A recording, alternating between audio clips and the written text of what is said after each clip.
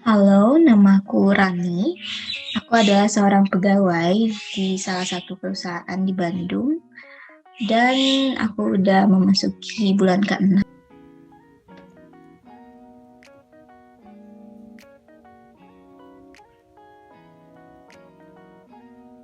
Mengenai pekerjaan aku selama pandemi bisa dihitung jadi kerja tiap waktu ya.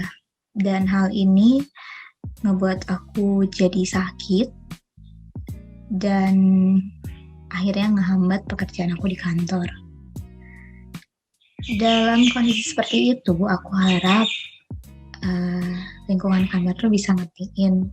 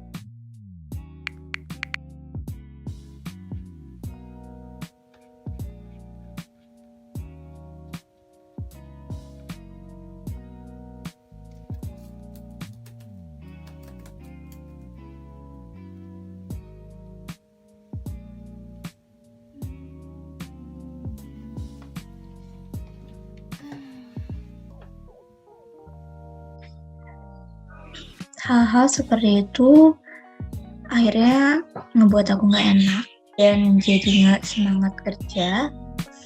Aku harap ada cara yang lebih baik untuk bisa komunikasiin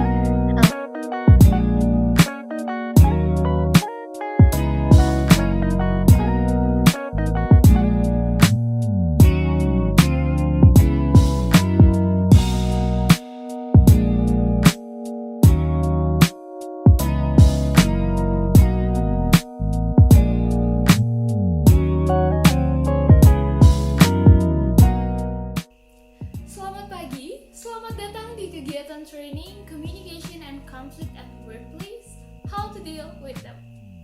Sebelumnya perkenalkan, saya Leoni, salah satu trainer dalam kegiatan training hari ini. Sepanjang rangkaian training, saya akan ditemani oleh ketiga rekan saya yang lainnya. Kami mengucapkan terima kasih atas kehadiran rekan-rekan sekalian dalam kegiatan training hari ini.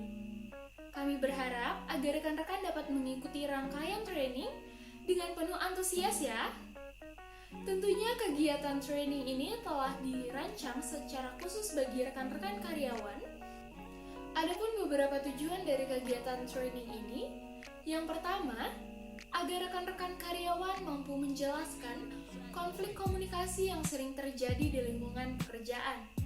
Yang kedua, agar rekan-rekan karyawan mampu mengevaluasi resolusi konflik komunikasi yang biasanya dilakukan di lingkungan pekerjaan. Dan yang ketiga, agar rekan-rekan karyawan mampu untuk menerapkan resolusi konflik komunikasi yang tepat di lingkungan pekerjaan. Kita akan memulai kegiatan training kita, namun sebelumnya terdapat beberapa aturan yang perlu kita taati bersama agar training ini dapat berjalan dengan lancar. Rekan-rekan diminta untuk dapat mengatur posisi duduk senyaman mungkin, menonton video secara menyeluruh tanpa melompati bagian tertentu. Kemudian rekan-rekan juga diminta agar dapat mempersiapkan catatan dan alat tulis untuk mencatat poin-poin penting. Dan juga rekan-rekan dipersilahkan menyiapkan air minum di jangkauan rekan-rekan agar tidak membutuhkan waktu yang lama saat sesi break. Apakah rekan-rekan semua sudah siap? Baik, Jika sudah siap, kita akan segera mulai. Namun sebelumnya, untuk meningkatkan semangat kita, para trainer telah menyediakan jargon. Kita akan mencoba, namun saya dan para trainer akan mencontohkan terlebih dahulu. Ketika para trainer mengatakan interpersonal relation, maka rekan-rekan sekalian dapat menjawab need communication. Bagaimana rekan-rekan sekalian? Apakah dapat dipahami? Ya, jika cukup dipahami, mari kita coba bersama ya. Interpersonal relation need communication. Ya, terima kasih atas antusias dan semangat rekan-rekan. Rekan-rekan sekalian, saya persilahkan untuk mengambil posisi duduk yang nyaman kembali. Baik, pada awal kegiatan training kita, saya akan menjelaskan secara singkat mengenai konflik.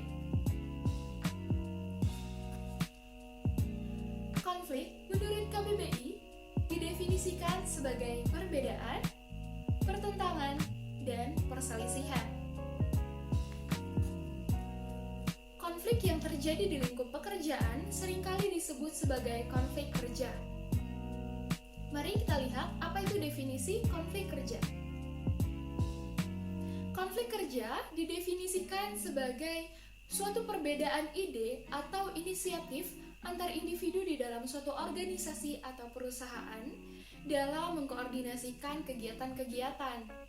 Adapun definisi lainnya yang menyatakan bahwa konflik kerja merupakan ketidaksesuaian antar dua atau lebih anggota-anggota di dalam suatu perusahaan atau organisasi yang harus membagi sumber daya yang terbatas atau karena adanya perbedaan secara status, tujuan, nilai, atau persepsi.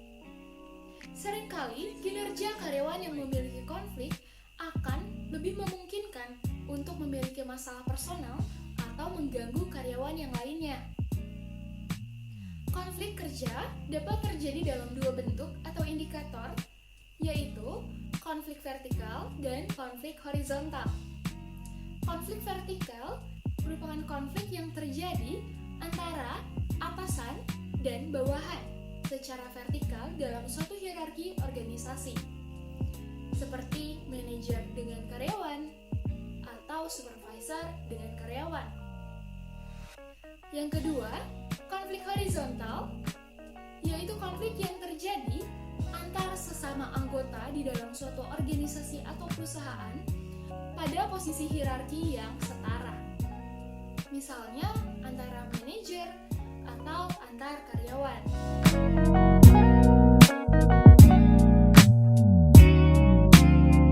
Nah, tadi saya sudah menjelaskan secara singkat mengenai konflik.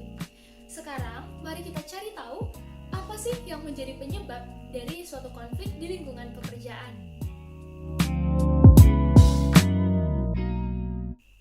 Human Resources dari Universitas Oklahoma menyatakan bahwa terdapat beberapa penyebab utama dari adanya konflik. Mari kita bahas satu persatu. Penyebab konflik yang pertama adalah komunikasi yang buruk.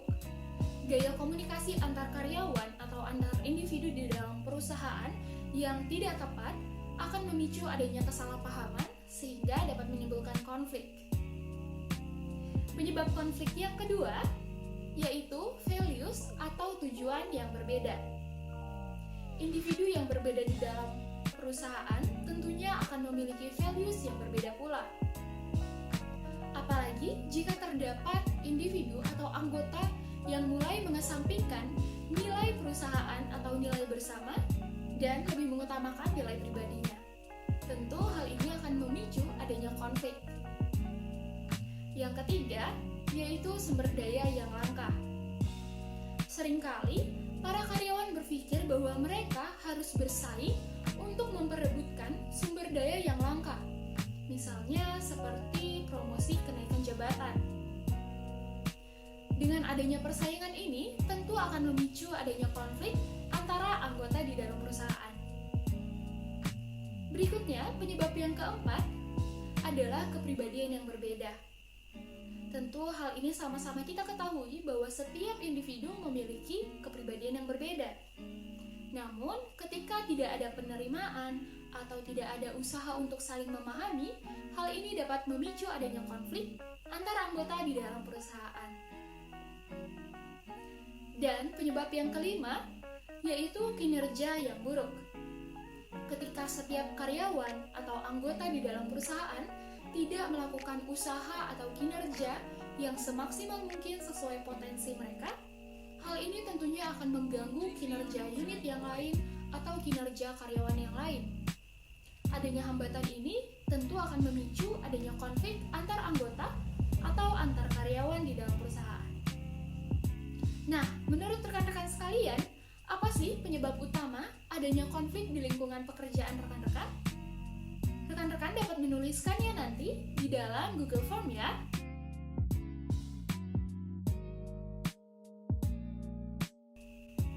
Berikutnya akan dilanjutkan oleh rekan saya, Isadora. Kepada Isadora, dipersilakan. Terima kasih Leoni.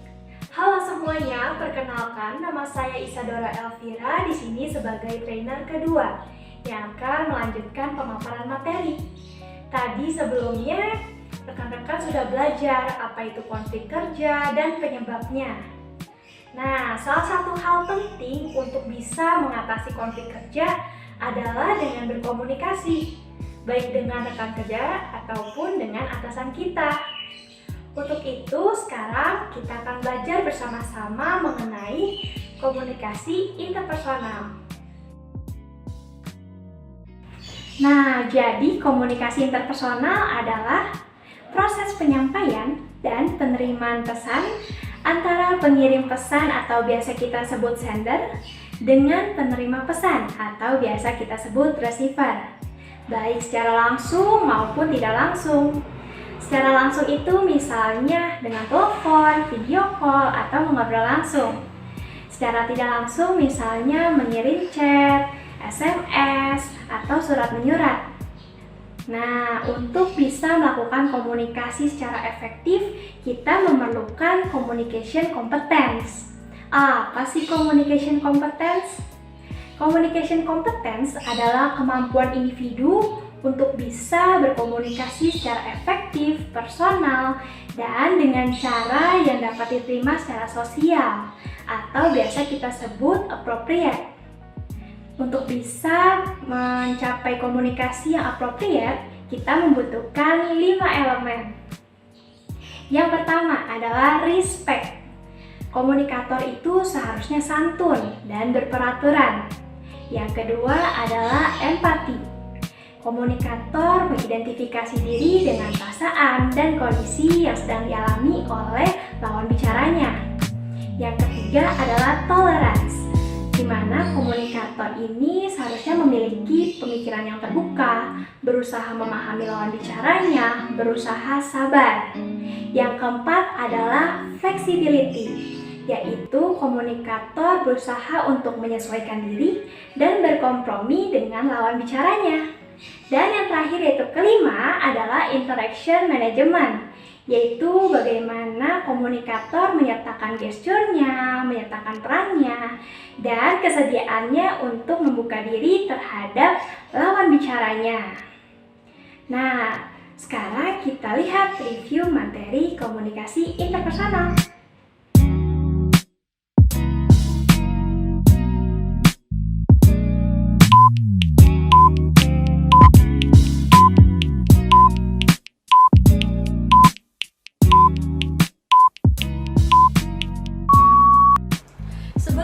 Masuk ke materi yang baru, supaya kita semangat lagi, kita jargon dulu yuk rekan-rekan semua. Saya mulai ya. Interpersonal relation Need communication. Yuk yang lebih semangat lagi, kita coba sekali lagi ya. Interpersonal relation Need communication. Nah, sekarang kita mulai ya materi selanjutnya. Ketika kita menghadapi konflik dalam komunikasi, kita perlu melakukan beberapa conflict solution atau cara mengatasi konflik. Yang pertama adalah intrapersonal evaluation, Intrapersonal evaluation merupakan salah satu cara untuk mengatasi konflik dengan bertanya pada diri sendiri tentang konflik tersebut. Lalu yang kedua ada interpersonal evaluation. Cara mengatasi konflik ini dengan bertanya kepada orang lain atau pihak terkait terhadap konflik tersebut. Contohnya seperti kita ada masalah nih, kita melakukan diskusi dengan masing-masing pihak yang paham dengan masalah yang terjadi. Yang ketiga ada share goals. Cara ini dilakukan dengan cara menyampaikan kebutuhan atau tujuan-tujuan yang diharapkan oleh masing-masing pihak yang berkonflik. Lalu ada yang keempat, ada possible solution.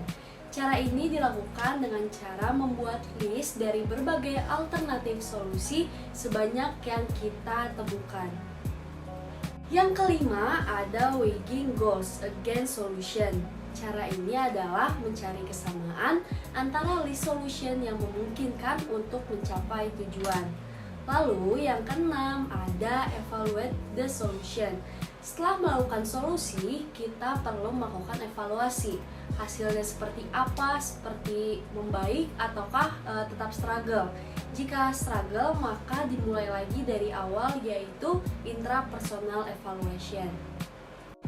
Namun, seringkali kita sulit melakukan conflict resolution karena menerapkan defense communication, yang merupakan bentuk komunikasi di mana salah satu pihak berupaya untuk membela diri terhadap komentar atau perilaku dari pihak lain. Dengan kondisi yang terlalu sibuk membela diri, seringkali individu menjadi tidak dapat mendengarkan dengan baik apa yang dikatakan oleh pihak lain. Oleh karena itu, kita perlu untuk menerapkan supportive climate dalam berkomunikasi.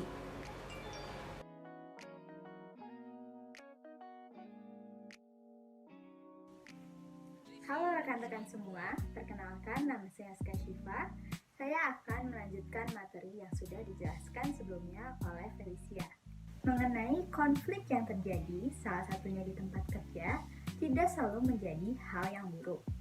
Konflik dapat menjadi konstruktif apabila kita dapat memperhatikan perbedaan pemakaian defensif dan supportive climate terhadap konflik tertentu.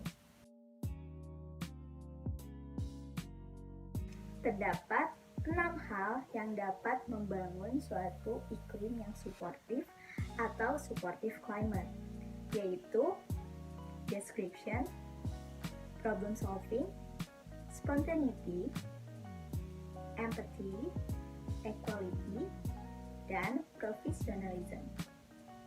Pada description, terdapat pikiran, perasaan, keinginan tanpa menghakimi orang lain. Dapat membuat pengamatan yang konkret dan yang spesifik. Dan fokusnya adalah pada perilaku yang dapat diubah. Selanjutnya, pada problem solving, fokusnya adalah untuk menemukan solusi yang dapat memenuhi kebutuhan kedua belah pihak. Selanjutnya, spontaneity adalah ketika seseorang dapat jujur dengan orang lain dan tidak mencoba untuk memanipulasi mereka. Tetapi pada hal ini, tidak semua yang dipikirkan dapat dikeluarkan begitu saja. Terdapat waktu-waktu yang tepat dalam mengungkapkan hal-hal tersebut. Dalam empati, individu dapat menunjukkan kepeduliannya, juga dapat menerima perasaan orang lain, dan dapat menempatkan diri dengan posisi orang lain. Dalam equality, individu menyadari bahwa orang lain mempunyai nilai yang sama, terlepas dari pengetahuan atau bakat di bidang tertentu. Dan yang terakhir adalah professionalism. Dalam hal ini, individu dapat membuka pikirannya dan adanya keinginan untuk mengeksplorasi sudut pandang dari tindakan-tindakan tertentu. Terdapat 6 hal juga yang dapat membangun adanya iklim yang defensif atau defensive climate. Yang pertama adalah evaluation, strategy, control, neutrality, superiority, dan certainty. Dalam evaluation, individu cenderung untuk menilai apa yang dilakukan orang lain, apa itu pikiran ataupun perasaan. Hal ini dapat memicu sikap defensif dari seseorang karena seseorang merasa dinilai benar atau salahnya. Dalam control, individu berusaha untuk dapat mengendalikan orang lain dan tampak untuk memaksakan keputusan dengan pertimbangan-pertimbangan yang kurang. Dalam strategi, individu tampaknya meliputi motif-motif tersembunyi dalam komunikasinya, dan hal ini dapat menunjukkan adanya ketidakjujuran atau adanya keinginan untuk memanipulasi orang lain. Dalam neutrality, individu tampak menunjukkan bahwa ia tidak peduli ataupun kurang peduli akan kesejahteraan orang lain. Dan di sini juga individu menunjukkan bahwa orang lain tidak terlalu penting baginya. Dalam superiority, individu tampaknya dalam berkomunikasi menunjukkan adanya perasaan superior terhadap kekayaan, kekuasaan, fisik, kemampuan intelektual, dan lain sebagainya. Dalam hal ini dapat mengakibatkan adanya sikap-sikap defensif yang dapat dikeluarkan dari pihak-pihak lain. Dalam certainty, individu tampaknya merasa bahwa dirinya itu yang paling benar, dan ia merasa tidak membutuhkan adanya informasi-informasi tambahan. Dalam hal ini, individu akhirnya mengabaikan gagasan-gagasan orang lain dan berkurangnya rasa hormat terhadap yang lainnya.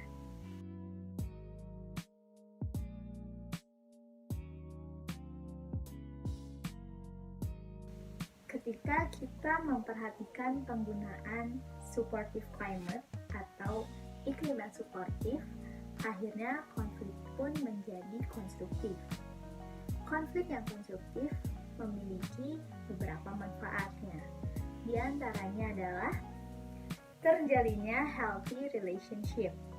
Dengan mengetahui area yang lebih dalam pada kehidupan individu, juga mengetahui sumber konflik, hal ini membantu kita untuk dapat tidak mengulangi kesalahan yang sama dan relasi pun menjadi lebih sehat. Adanya quality dan quantity achievement. Melalui konflik, kualitas hubungan pun menjadi lebih baik karena adanya saling memahami dan meningkatnya kuantitas dalam pertemuan dan kontak sesama, seperti antara atasan dan bawahan ataupun sesama karyawan.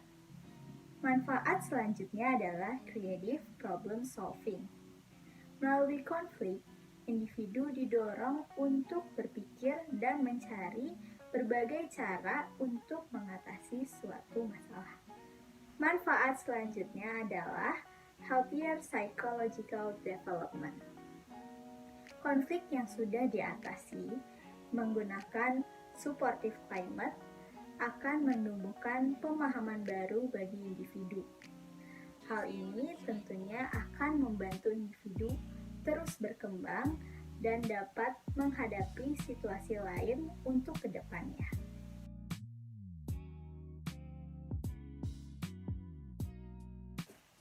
Sekian pembahasan kita hari ini. Rekan-rekan diharapkan untuk melihat description box mengenai hal-hal yang perlu diisi juga untuk kegiatan di hari Kamis mendatang. Sampai bertemu di kesempatan selanjutnya.